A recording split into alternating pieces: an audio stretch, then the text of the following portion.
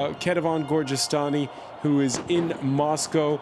Ketevan, the French team, which it was quite a ceremony there with both the presidents of France and Croatia. We even saw at one point Emmanuel Macron, who's only 40 and probably doesn't remember much of when they first won the European Championships in 1984. We saw him at one point plant a kiss on the forehead of Kylian Mbappe.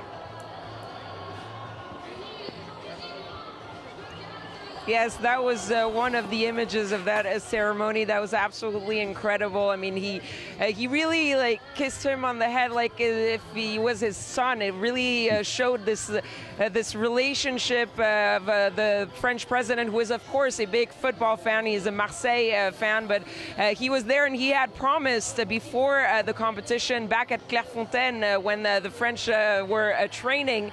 He said, "If you make it to the semifinals, I will come and watch you." And he came for the semis, he came for the final, and there were some pictures, you probably saw them, of him in the stands during that game and stressing a little bit when the French weren't scoring, and then absolutely ecstatic when the French scored. And you saw him, he was standing there with the Croatian president, and there was one umbrella, and it was for Vladimir Putin, the Russian president, but Emmanuel Macron and his Croatian counterpart were standing there in the pouring rain, and they didn't seem to care at all.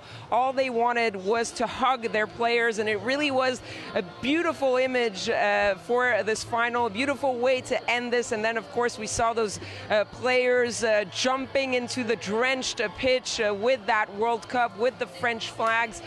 We saw also on their social media accounts, they were all posting saying fier d'être bleu, proud to be blue. They were saying vive la France, and it really felt like this was a moment of unity. And you spoke about it, James Creedon spoke about it, about the atmosphere that is in France, and this really uniting people, just like it did back in 1998, those scenes that we saw on the Champs-Élysées, and even here when we saw the few French fans that we saw here were absolutely ecstatic, talking about how much pride they had to see this French team winning that second star, which will be now on their jersey, the world champions.